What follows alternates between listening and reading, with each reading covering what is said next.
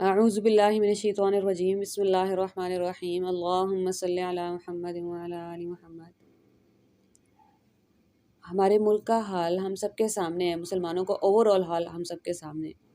پاکستان کے ہر ایک ڈپارٹمنٹ کی دھجیاں کیسے اڑ گئیں؟ اتنے سارے خراب لوگ کہاں سے تیار ہو رہے ہیں؟ کون سی مشین ہے جو اتنے خراب پروڈکٹس تیار کر رہی ہے؟ پھر ہمیں پتہ چلتا ہے کہ یہ گھر ہے، یہ جو اگر کوئی وکیل ہے، سیاستدان ہے، استاد ہے، ریڑھی والا ہے، وزیر اعظم ہے، وہ سب ایک گھر کے تیار کردہ پروڈکٹ ہیں۔ اس کا مطلب ہے گھر میں کوئی ایسا مسئلہ ہوا ہے ہم سے، کہیں ہم دین سے اتنے دور نکل گئے ہیں کہ ہم سے صحیح انسان نہیں کھڑے ہو پا رہے۔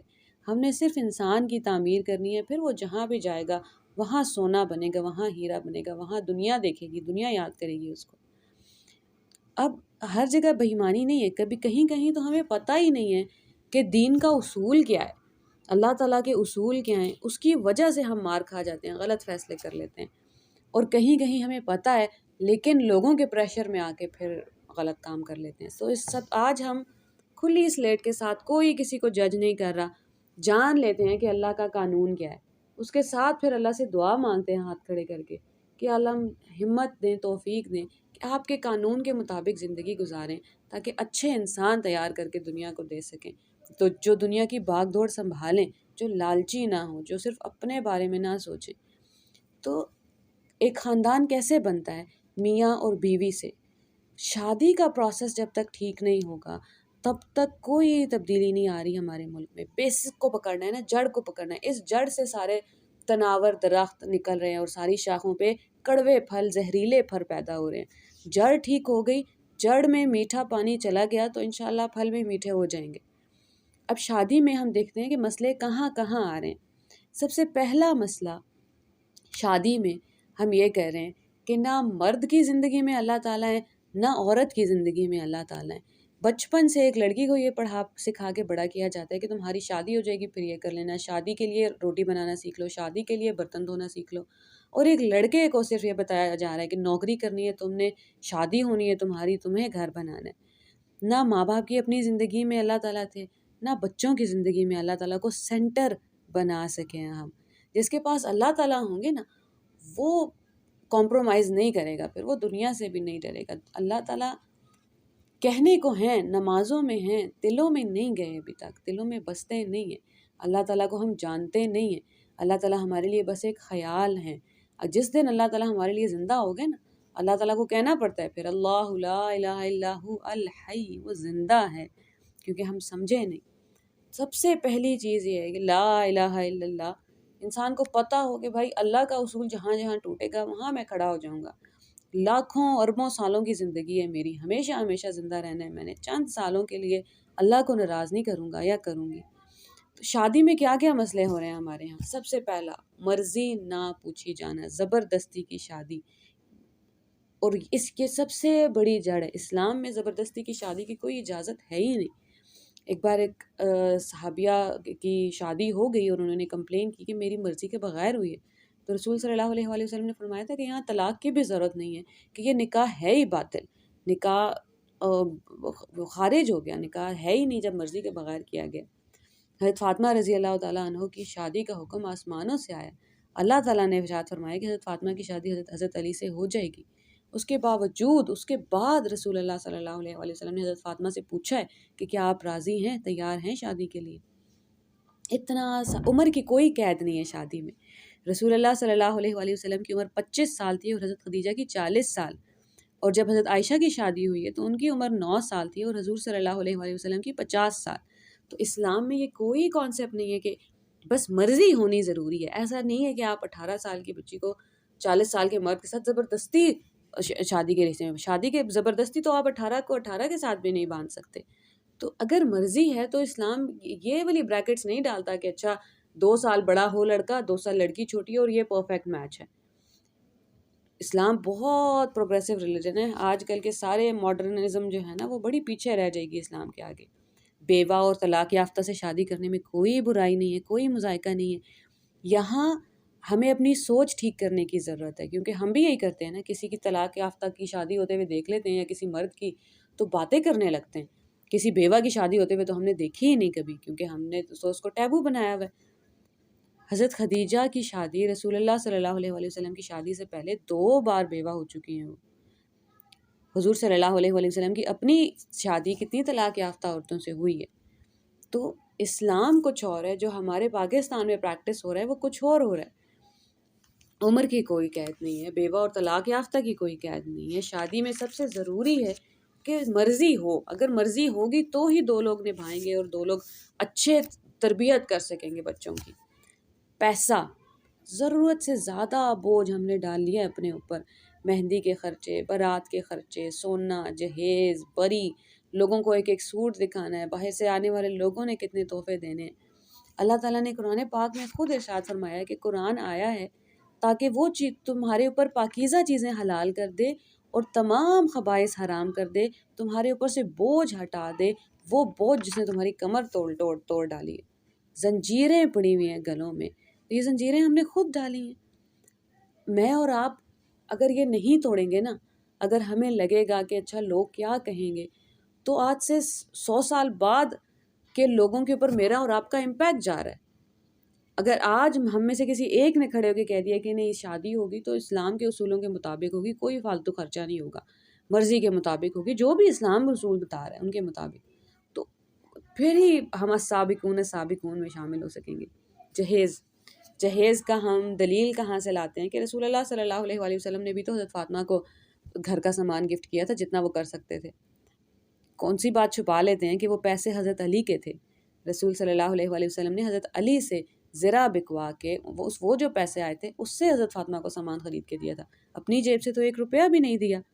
تو جہیز لڑکی کے باپ پہ کوئی بوجھ ہے ہی نہیں لڑکی کی شادی کرنے کا. نہ بارات کے کھانے کی قسم کی کوئی چیز ہے اسلام کے اندر. مسجد میں 4 لوگ بیٹھتے ہیں، نکاح ہوتا ہے اور لڑکی لڑکے کے گھر چلے جائے. 4 لوگوں کو بھی کھانا کھلانے کی ضرورت نہیں. اگر کر سکتے ہیں تو کریں، لیکن یہ کیا بوجھ ڈالا ہوا ہے ہم نے کہ 50 اور 100 لوگوں کا کھانا کرنا ہے. جتنی سادگی سے شادی ہوگی اتنی بہتر ہوگی. اب آ جاتے ہیں بہت ضروری کام. ایک عورت کا ولی ہوتا ہے اس کا باپ، اور پھر وہ ولی شفٹ ہو جاتا ہے اس کے شوہر کی صورت میں، ساس سسر کی صورت میں نہیں. شوہر ہے عورت کا ولی، پروٹیکٹر. وہ پرووائیڈ کرے گا اس کو عزت، پیسہ، حفاظت. اس کی جان کی، مال کی، عزت کی حفاظت شوہر کی ذمہ داری ہے. ہم بچپن میں جب دیکھتے تھے نا کہ ایک لڑکی شادی کر کے سسرال جا رہی ہے اور وہاں پہ ساس سسر بڑا برا سلوک کر رہے ہیں، اور ہم سب کو پتہ ہے کیا ہوتا ہے ہمارے یہاں، تو دل دکھتا تھا اور ہم اللہ تعالیٰ سے کمپلین کرتے تھے کہ یا اللہ آپ نے ایسے کیوں نظام بنایا، لڑکیاں کیوں گھر چھوڑ کے جاتی ہیں. اب بھی آپ بچوں سے پوچھیں تو وہ یہی سوال لکھ کے دیتے ہیں آپ کو. پھر اسلام کھول کے پڑھتے ہیں پتہ چلتا ہے اللہ تعالیٰ نے تو ایسے کچھ بھی نہیں کہا تھا. لڑکی اپنا گھر چھوڑ کے آئے گی، لڑکا اپنا گھر چھوڑ کے آئے گا اور ایک نیا یونٹ بنے گا. ایسا نہیں ہے کہ لڑکی کو 10 لوگوں کی اور 20 لوگوں کے اوپر جا کے ان پیڈ غلام، ان پیڈ نوکر کے طور پہ رکھا جا رہا ہے. خدا نہ خواستہ لڑکے کے اوپر لڑکا خدمت کرے گا اپنے ماں باپ کی، لڑکی خدمت کرے گی اپنے ماں باپ کی ایکولی. دونوں کے ماں باپ ہیں. لڑکے کے ماں باپ آسمان سے نہیں اترے کہ لڑکی کو اپنے ماں باپ سے ملنے کے لیے بھی 2 مہینے ویٹ کرنا پڑتا ہے اور فون پہ چھپ کے بات کرنی پڑتی ہے، یا فون پہ بات بالکل بھی نہیں کر سکتے، اور کتنے دن جا سکتے ہیں اور کتنے دن نہیں جا سکتے. ہر طرح کی پابندی ہے. شوہر کو اگر کوئی مسئلہ ہے تو وہ بیٹھ کے حل کیا جا سکتا ہے. ساس سسر کا تو کوئی سے ہی نہیں ہے اس کے اندر. ہمارے ہاں ہوا کیا ہے کہ ایک عورت کی زندگی میں کچھ تھا ہی نہیں. وہ اندر سے کھوکھلی رہی ساری زندگی. نہ اس نے قرآن خود اٹھا کے کھولا، نہ حدیث کو اٹھا کے کھولی، نہ اللہ تعالیٰ کو ڈھونڈا زندگی میں، نہ تعلیم حاصل کی، نہ اسکل حاصل کیا. کھوکھلی عورت کے پاس گھر میں کچھ بھی نہیں تھا. پھر اس عورت کی ہو گئی شادی. اس کے بعد اس کے شوہر نے اس کو توجہ دینا بند کر دی، ساس سسر نے اسے غلاموں کی طرح کام کروایا. اب وہ دعا کرنا شروع کرتی ہے ایک بیٹے کے لیے. ساری زندگی دعائیں مانگتی رہتی ہے، یا اللہ ایک بیٹا، یا اللہ ایک بیٹا، یا اللہ ایک بیٹا. پھر جب وہ بیٹا مل جاتا ہے اس کو، تو وہ اس کو ایسے پکڑتی ہے کہ اب نہیں چھوڑے گی ساری زندگی، کہ یہ واحد ایسٹ ہے میرا. اور اس چکر میں ہم نے آج بیٹوں کو ایسا غلام بنایا ہے، ایسی غلامی تو اللہ نے اپنی بھی نہیں کرائی جیسی ماں باپ نے بچوں کی کرا لی. پاکستانی بچے جب قیامت والے دن قبر میں سوال پوچھیں گے نا، مر ربو کا، تمہارا رب کون ہے، تو پاکستانیوں نے جواب دینا امی ابو. رب اسے کہتے ہیں جس کا حکم مانا ہے. کس کا حکم مان کے زندگی گزاری ہے؟ کس کا حکم مان کے شادی کی تھی؟ کہاں نوکری کی تھی؟ کہاں پیسہ خرچ کیا تھا؟ کہاں سے کمایا تھا؟ کب ہاتھ اٹھایا تھا بیوی پہ؟ کب اس پہ غصہ کیا تھا؟ ماں باپ نے جو کہا کر لیا. پچھلے 10 سالوں میں جو عورتوں کے حقوق کی بات ہوتی رہی ہے نا، کہ لڑکیوں کے ساتھ برا سلوک، لڑکیوں کے ساتھ برا سلوک ہو رہا ہے، لڑکیوں کے ساتھ برا سلوک ہو رہا ہے، اس کی وجہ سے ہمیں ایک بہت بڑا چینج نظر آیا گھروں کے اندر کہ لڑکیوں کی بات اب سنی جاتی ہے، کم از کم اپنے ماں باپ کے گھر پہ. اسی گھروں میں بیٹے بالکل دب کے رہ گئے. ان سے نہ محبت سے بات کی جاتی ہے، نہ عزت سے بات کی جاتی ہے، نہ ان سے رائے لی جاتی ہے کہ تمہارے پاس بھی دماغ ہے، آؤ مجھے بتاؤ کیا کرنا ہے. شروع کے 7 سال ماں نے پالنا ہے، محبت دینی ہے، تربیت کرنی ہے. 7 سے 12 سال باپ کی ذمہ داری ہے. 15 سال تک ماں باپ نے پورا ایک پروڈکٹ جو کر سکتے ہیں 15 سال تک اس کو سکھا دیں. ملکیت آپ کی نہیں ہے، وہ اللہ نے دیا تھا بیٹا. 15 سال کے بعد بیٹا بتائے گا کہ کیا کرنا ہے اور کیا نہیں کرنا. اولاد بتائے گی. اس کا اپنا دماغ ہے، اس کو استعمال تو کرنے دیں. اللہ کی مخلوق کو غلام کیسے بنا لیا ہم نے؟ تو اس عورت کے پاس جو اب ساس بن گئی ہے، اب اس کو زندگی کا سب سے بڑا ڈر یہ ہے کہ میری تو ساری دولت لٹ رہی ہے. میں نے ساری زندگی میرے پاس کچھ بھی نہیں تھا، نہ میرے پاس اللہ ہے، نہ قرآن ہے، نہ بیوی، نہ شوہر ہے، نہ ساس سسر ہے، کوئی نہیں ہے. ایک بیٹا ہی تو تھا، اس کو کیسے جانے تم بیوی کے پاس؟ اور وہاں سے ہوتے ہیں سارے مسئلے. جب اللہ نہ ہو زندگی میں تو ہم ہر دوسرے انسان کو سجدہ کرتے ہیں. بچے ماں باپ کو روز سجدے کر رہے ہیں، اور شوہر بیویوں کو، اور بیویاں شوہروں کو، اور اولاد ماں باپ کو، کیونکہ اللہ ہے ہی نہیں زندگی میں. اللہ کو جانا ہی نہیں، پہچانا ہی نہیں. ابھی اگر ہم بیٹھ کے یہ بات کر رہے ہیں تو آج سے شروع ہو سکتا ہے نا. غلطی کی نشاندہی تو ہو، پتہ تو چلے اچھا کہاں کہاں کیا کیا غلط ہو رہا ہے. اگر میں اور آپ، جتنی لڑکیاں سن رہی ہیں، جتنے لڑکے سن رہے ہیں، ہم اگر یہ سوچ رہے ہیں نا کہ میرے ماں باپ اب نہیں سمجھیں گے کیونکہ ان کی عمر نکل گئی ہے، کوئی بات نہیں. میں اور آپ تو چینج کر سکتے ہیں. اگر کسی عورت میں یہ ہمت نہیں ہے کہ شادی کے بعد اپنے بیٹے کو الگ کر دے یا اس کے اوپر سایہ بن کے نہ چھائی رہے، جانے دے، اللہ کو پکڑ لے. بیٹے کو کیوں پکڑنا ہے؟ آخر کو تو وہ انسان ہی ہے. تو ولی شفٹ ہوتا ہے. حق مہر کی رقم شوہر نے ادا کرنی ہوتی ہے. ابھی ہمارے ہاں کیا ہو رہا ہے؟ ساس سسر ادا کر رہے ہیں. نکاح نامہ آتا ہے، کوئی بھی لیگل کانٹریکٹ آپ سائن کرتے ہیں کبھی بھی پڑھے بغیر سائن نہیں کرتے. نکاح نامہ واحد کانٹریکٹ ہے جو بغیر پڑھے سائن کر دیتے ہیں. اور اس ٹائم پہ شرطیں لکھوانا تو ہم نے گناہ سمجھ لیا. اس لیے اللہ تعالیٰ نے کہا تھا یا ایھا الذین آمنوا قولوا قولا سدیدا، اے ایمان والو بات کرو سیدھی بات. جب کوئی بات کرتا ہے نا کہ طلاق کا حق چاہیے یا نہیں، بچوں کی کسٹڈی کے بارے میں، نفقہ کے بارے میں، ماہانہ خرچ کے بارے میں، تو لوگ بولنے لگتے ہیں کیوں تم پہلے ہی طلاق کے بارے میں سوچ رہے ہو؟ کانٹریکٹ تو ہے ہی اسی لیے کہ ورسٹ کیس سینیریو میں، بدترین حالات میں کیسے ڈیمیج کو کنٹرول کیا جائے. ورنہ کیا ضرورت ہے ایک لیگل ڈاکیومنٹ کی اگر ہم نے دماغ میں یہی سوچ لیا کہ شادی ہمیشہ چلنے والی ہے. کانٹریکٹ ہے ہی اس لیے، اس کے اوپر ٹرمز اینڈ کنڈیشنز ہی اس لیے ہیں کہ آپ یہ دیکھیں کہ برے سے برے حالات میں ایک دوسرے کی عزت اچھالے بغیر کام کیسے چلے گا. پہلے سے ہی طے شدہ ہو تاکہ آخر میں عزتیں نیلام نہ ہو رہی ہوں. ایک عورت کے اوپر مرد ولی ہے، مرد اس کا الرجال قوامون علی النساء، مرد حفاظت کرے گا عورت کی. اور ہمارے ہاں ساس کے سامنے، ماں کے سامنے عورت کی عزت کی دھجیاں اڑ رہی ہیں اور وہ کچھ نہیں بول رہی، بلکہ بیوی کے سامنے شوہر کی عزت ایک 2 روپے کی کر دی ہے ماں باپ نے، اور وہ بیچارہ بچہ کچھ نہیں بول پا رہا. کیوں؟ کیونکہ ہم نے فرما برداری کے لیکچر اتنے خراب دے دیے بچوں کو.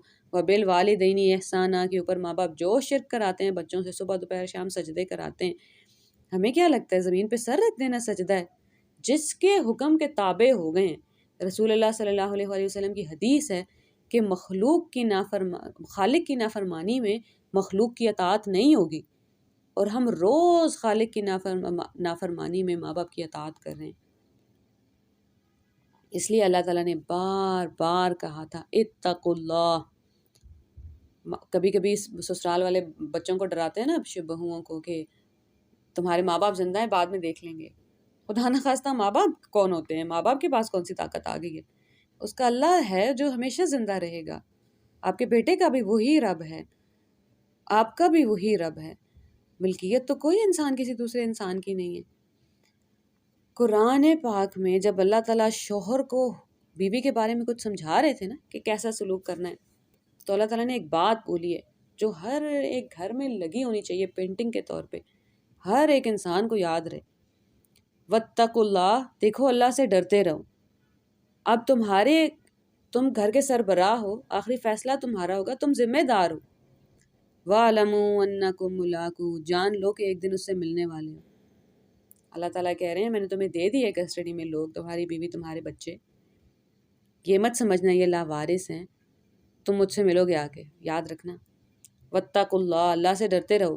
وَاعْلَمُوا أَنَّ اللَّهَ بِكُلِّ شَيْءٍ عَلِيمٌ، جان لو اللہ کو سب پتہ ہے۔ واتقوا اللہ، دیکھنا اللہ سے ڈرتے رہنا۔ وَاعْلَمُوا أَنَّ اللَّهَ بِمَا تَعْمَلُونَ بَصِيرٌ، وہ دیکھ رہا ہے جو کچھ تم کر رہے ہو۔ پھر میں اور آپ کم از کم لوگوں کو زن مرید، بیوی کا غلام کہنا تو بند کریں، کوئی پیار سے بات تو کر کے دکھائے اپنی بیوی سے۔ میں اور آپ ہی ہیں، ہم ہی ہنستے ہیں، دیکھنا تو پڑے گا کہ ہم نے کیوں بات ہو رہی ہے شادی کی، کیونکہ میاں بیوی نے ایک بچے کی پرورش کرنی ہے، اس بچے کو ہم نے کرپٹ سیاست دان بنا کے دنیا میں چھوڑ دیا، چور ڈاکو بنا کے چھوڑ دیا، ظالم انسان بنا کے چھوڑ دیا، بد اخلاق بنا کے چھوڑ دیا، کیونکہ انسٹیٹیوٹ ہی خراب ہے۔ دو لوگوں کو جب آپ ایک ساتھ جوڑ دیتے ہیں جو چاہتے ہی نہیں تھے ایک دوسرے کے ساتھ شادی کرنا، تو پھر یہی ہوگا۔ پھر بیٹا روز ماں باپ سے پس رہا ہے، بہو روز ماں باپ سے پس رہی ہے، اولاد کو انہوں نے 10 تھپڑ ہی لگانے، سارا غصہ کس پہ نکالیں گے وہ؟ میاں بیوی تو ایک دوسرے کا لباس ہیں، لباس عیب چھپاتا ہے اور خوبصورتی بڑھاتا ہے۔ رسول اللہ صلی اللہ علیہ وآلہ وسلم کی نبوت کا آغاز ہوا ہے جب وہ ڈر گئے ہیں، پریشانی میں، حضرت خدیجہ کے پاس گئے اور ان سے کہا ہے چادر اڑا دیں، اور آپ کی ڈیتھ ہوئی ہے حضرت عائشہ رضی اللہ تعالیٰ عنہ کی گود میں سر رکھے ہوئے۔ اس نبی کے ماننے والے ایسی شادیاں کریں تو پھر دنیا تو صحیح گلے کرتی ہے مسلمانوں سے۔ اب عورتوں کی باری، جیسے اقرار الحسن نے 3 شادیاں کر لیں، پورے پاکستان میں واویلا مچ گیا۔ یا تو میں اور آپ یہ کہہ دیں کہ ہم اللہ کو نہیں مانتے، اللہ کے قانون کو نہیں مانتے، یا پھر اللہ نے اگر اجازت دی ہے مرد کو 4 شادیوں کی تو ہم کون ہوتے ہیں روکنے والے؟ ہم نا ابھی تک ہندو مت سے نکلے نہیں ہیں، اللہ کا نام لے کے آج بھی بت پرستی کی ساری روایتیں ہمارے اندر موجود ہیں۔ ہندو مت میں ہوتا ہے کہ ایک شادی ہے، وہاں ہوتا ہے کہ طلاق نہیں دے سکتے کسی کو۔ ہم نے طلاق کو ایک ٹیبو بنا دیا ہے۔ ضروری نہیں ہے کہ 2 لوگوں کی طلاق ہو گئی ہے تو کوئی برے انسان تھے، 2 اچھے لوگوں کی بھی نہیں نپ سکتی آپس میں۔ حضرت زید صحابہ پیک کے صحابی ہیں، بہترین صحابی ہیں، طلاق ہو گئی ان کی حضرت زینب سے۔ کیوں طلاق ہوگی؟ وجہ کیا ہے؟ مارتے ہیں خدا نہ خواستہ، یا خرچہ نہیں دیتے، یا کوئی اور وجہ نہیں، خوش نہیں ہیں دونوں آپس میں، بس۔ عورت مرد سے صرف اس وجہ سے بھی طلاق لے سکتی ہے کہ اس کو اس کا چہرہ نہیں پسند، یا اس لیے کہ مرد توجہ نہیں دے رہا، محبت سے بات نہیں کر رہا۔ ہم بچوں کو کیا سکھا رہے ہیں کہ پٹتی رہو ساری زندگی؟ وہ جو روز پٹ رہی ہے اس نے بچوں کو کیا بنانا ہے؟ پھر یہ حال نہ ہو پاکستان کا تو کیا حال ہو؟ جڑ میں زہر ڈال رہے ہیں ہم، تو پھل کڑوا ہونے کی کیا شکایت؟ علیحدہ گھر عورت پہ واجب ہے، آپ کسی عالم کا فقہی مسئلہ پڑھ لیں۔ پھر رسمیں نبھاتے ہوئے ہم شادی کے وقت سر پہ قرآن رکھ کے بھیج دیتے ہیں، وہ قرآن دل میں ہوتا نا تو وہ عورت کا سر کبھی نہ جھکتا کسی کے آگے، نظر نہ جھکتی۔ کیا وہ سب کے حقوق ادا کرتی؟ سب سے زیادہ بہتر، کیونکہ اب اس کو اللہ کا ڈر ہے۔ انسان کے ڈر سے کچھ کرنے میں اور اللہ کے محبت میں کچھ کرنے میں بہت فرق ہے نا۔ اللہ تعالیٰ نہیں ہے زندگی میں، اس لیے ہو رہا ہے جو ہو رہا ہے۔ پھر جی ہم نے اور اسلام کو مس کوٹ کرنے کے لیے آ جاتے ہیں، مردوں کو عورتوں پہ فضیلت حاصل ہے، ہم سب نے سنی ہوگی نا یہ آیت۔ آج اس کو دیکھ لیتے ہیں کہ اللہ تعالیٰ نے کیا کہا ہے۔ لِلرِّجَالِ عَلَيْهِنَّ دَرَجَہ، مردوں کو ان پہ فضیلت ہے، ان پہ کن پہ؟ طلاق یافتہ پہ بھی نہیں، جب طلاق کا پروسیس ہو رہا ہو تب اللہ تعالیٰ کہہ رہے ہیں کہ تمہارے اوپر اپر ہینڈ ہے، جاؤ اور صلح کر لو۔ ان جنرل تو کوئی بات نہیں ہو رہی مردوں اور عورتوں کے بارے میں کہ کون ایکول ہے اور کون نہیں ہے، دونوں کے اپنے اپنے کردار ہیں۔ ایک کردار میں ماں کا درجہ زیادہ بڑا ہے، گھر میں باپ سربراہی کی پوزیشن میں، آخری فیصلہ باپ کا ہوگا۔ اللہ تعالیٰ نے پاور ایک ہاتھ میں دے دی ہے نا، اللہ کو پتہ ہے 10 لوگوں کو بانٹ دی تو گھر میں جھگڑے ہوں گے۔ پھر ہم کہتے ہیں جی اللہ نے، قرآن کہتا ہے وَضْرِبُوهُنَّ، عورتوں کو مارو۔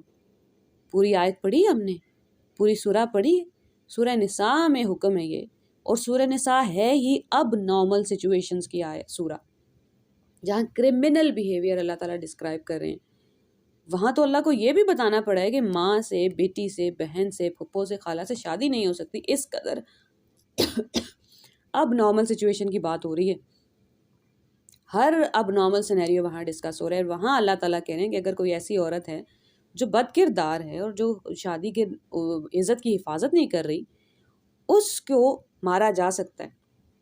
اس کا پروسیس ہے. کیسے مارا جا سکتا ہے؟ نشان نہ پڑے، چہرے پہ مارنا منع ہے. رسول اللہ صلی اللہ علیہ وآلہ وسلم کا فرمان ہے کہ کسی کے چہرے پہ تھپڑ نہیں مارو. اللہ نے چہرہ اپنی صورت پہ بنایا ہے، مسواک سے مار سکتے ہیں. تو ہمارے استاد نے رسول اللہ کی زندگی دیکھیں گے نا ہم، ورنہ قرآن کیسے سمجھ آئے گا؟ رسول اللہ کی زندگی دیکھ لیں صلی اللہ علیہ وآلہ وسلم. کس کو مارا ہے انہوں نے خدا نہ خواستہ؟ کس کا حق ادا نہیں کیا؟ اور پھر دین کی آیتیں کوٹ کر کے اللہ کا نام لے لے کے جھوٹ بولنا بند کرنا پڑے گا ہمیں. جب ہم کہتے ہیں کہ عورتیں تو ہیں ہی کم عقل، آپ کہیں اور سے دلیل لے آئیں نا، کوئی بات نہیں، روز کہیں کم عقل ہیں، قرآن سے دلیل نہ لیں اللہ کا واسطہ. کیوں کم عقل ہیں؟ کیونکہ اللہ تعالیٰ نے کہا ہے کہ یا پھر عورتیں تو ہیں ہی بد عہد. کیوں بد عہد ہیں؟ کیونکہ اللہ نے کہا ہے 2 عورتوں کی گواہی اور 1 مرد کی گواہی. کیا ہم نے کانٹیکسٹ پڑھا؟ کانٹیکسٹ میں اللہ تعالیٰ تجارت کی بات ہو رہی تھی کہ تجارت میں 2 عورتوں کی گواہی اور 1 مرد کی گواہی. حدیث سے بڑی گواہی ہے کہ دنیا میں کہیں بھی؟ حدیث کی گواہیاں تو جنہوں نے کتابیں لکھی ہیں ایسے ایسے نوٹ کیے کہ کسی انسان نے کہیں زندگی میں ایک بار جھوٹ بول دیا ہو، اس کی گواہی نہیں لی. کوئی انسان صرف مرد جو باہر دوستوں میں پھرتا ہو نا، بہت ہوٹلنگ کرتا ہو، 3 گھنٹے دوستوں میں بیٹھتا ہو، اس کی گواہی اسلام میں قبول نہیں کی جاتی. اور 1/3 سے زیادہ احادیث کا ایک بڑا چنک جو میں اور آپ اور اس ٹائم کے صحابہ کرام اور دنیا کے سارے مرد اور عورتوں کو سکھا رہی ہیں. کون سکھا رہی ہیں؟ حضرت عائشہ رضی اللہ تعالیٰ عنہ. کون سی دوسری گواہی ہے وہاں پہ؟ ایک عورت کی گواہی. آدھی بات سن کے ہر جگہ چپکا دیتے ہیں نا ہم. مسئلہ صرف یہ اللہ کا نام لے رہے ہیں. اللہ کا نام لینا بند کر دیں، کسی بت کا نام لے کے جو مرضی کہیں دنیا سے، کیا فرق پڑتا ہے کسی کو؟ جھوٹ تو نہ بولیں اللہ کے نام پہ. اب عورتوں کے مسائل کیا ہیں؟ جیلسی، کہ اچھا جی کسی نے دوسری شادی کر لی یا شک کر رہے ہیں. کیوں کر رہے ہیں آپ؟ اگر مرد آپ کا سینٹر ہے نا، ہماری زندگی کا سینٹر ہے، کعبہ کی جگہ خدا نہ خواستہ کسی نے شوہر رکھ دیا ہے یا بیٹا رکھ دیا ہے، تو پھر آپ زندگی حرام کر دیں گے لوگوں کی. ہم جینا حرام کر دیں گے، سانس نہیں لینے دیں گے لوگوں کو. جس کو پتا ہوگا میرے پاس اللہ ہے، اللہ نے کہا ہے تمہارے ساتھ کیا سلوک کرنا ہے. اللہ تعالیٰ بتائیں گے شوہر کو کس جگہ رکھنا ہے، اللہ تعالیٰ بتائیں گے بیٹے کو کہاں رکھنا ہے، بہو کو کہاں رکھنا ہے. کوئی جیلسی ہم سب کو سالو کرنی پڑے گی. ہے انیٹ ہے، لیکن اس کو ہینڈل کیا جا سکتا ہے نا. پھر ہم سب بہت کمپلین کرتے ہیں، اور واقعی میں مردوں نے بہت تباہی مچائی ہوگی دنیا پہ. سوال یہ ہے کہ جہنم میں سب سے زیادہ عورتیں کیا کر رہی ہیں؟ پھر مجھے اور آپ کو تو ڈر جانا چاہیے کہ یہ کیا ہو رہا ہے. کیونکہ جب مرد بے بس ہو جاتا ہے نا، بہت غصہ اس کو شدید آ جاتا ہے، تو وہ ہاتھ اٹھاتا ہے. عورت کے جب بس میں کچھ نہیں رہتا تو وہ زبان چلاتی ہے، اور زبان پھر وہ ہر وقت چلاتی ہے، تانے دیتی ہے، ناشکری کرتی ہے. جب وہ مرد سے ضرورت سے زیادہ پیسوں کی ڈیمانڈ کرتی ہے، پھر اس کو حلال حرام کما کے لانا پڑتا ہے. یا پھر یہ ناشکری کہ تم نے میرے لیے کیا ہی کیا ہے. ساری زندگی کے ایک انسان کی پوری کوشش کو مٹی کر دینا، یہ اللہ تعالیٰ کو بالکل پسند نہیں ہے. یہ ہمیں ٹھیک کرنا پڑے گا. ہمارے اندر ہیں مسئلے. تانے دینا، زبان پہ کنٹرول، ناشکری، جیلسی، ساری چیزیں کنٹرول کرنی پڑیں گی. تب کہیں جا کے ہم اچھے بچے دے سکیں گے سوسائٹی کو، جو پھر معاشرہ سنبھالیں گے انشاءاللہ. تو میں نے اور آپ نے بس آج سے یہ وعدہ کرنا ہے کہ کسی کو دوسری شادی کرتے ہوئے دیکھ لیں، کسی کی طلاق ہوتے ہوئے دیکھ لیں، طلاق یافتہ کی شادی ہوتے ہوئے دیکھ لیں، کسی میاں بیوی کی آپس میں اچھی بن رہی ہے، کوئی علیحدہ ہونا چاہ رہا ہے، کوئی طلاق نکاح کے وقت میں شرطیں رکھوانا چاہ رہا ہے، کوئی چیز جو دین نے اجازت دی ہے وہاں میں اور آپ صرف سوال نہ اٹھائیں، پھر آپس میں چہم گوئیاں نہ کریں. اور پھر اس سے بھی بڑا سٹیپ یہ ہوگا کہ اب ہم آگے بڑھ کے اپنے ماں باپ کو اور اپنے ارد گرد کے لوگوں کو اپنے عمل کے ذریعے یہ بتائیں کہ اب اسلام چلے گا پاکستان میں. اب بدھ مت اور بت پرستی نہیں چلے گی. اب ماں باپ کو سجدے نہیں کیے جائیں گے، اب لوگوں کو سجدے نہیں کیے جائیں گے یہ کہہ کے کہ لوگ کیا کہیں گے۔ تو اللہ تعالیٰ کرے کہ اسلام جو بوجھ ہمارے کندھوں سے اور ہماری کمر سے اتارنے آیا تھا ہم خود اس کو اتار کے پھینک دیں۔ یہ جو ہم ہر وقت شکایت کرتے رہتے ہیں نا کہ زندگی بڑی مشکل ہے، بڑی مشکل ہے، اللہ کی قسم زندگی آسان ہے۔ یہ سارے بوجھ ہم نے خود اٹھا اٹھا کے ڈالے ہیں اپنے کندھوں کے اوپر۔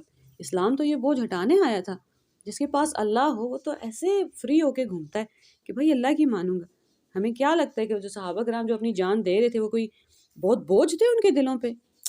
لائٹ تھے بالکل، باہر بہت تکلیف تھی، اندر سب ٹھیک تھا۔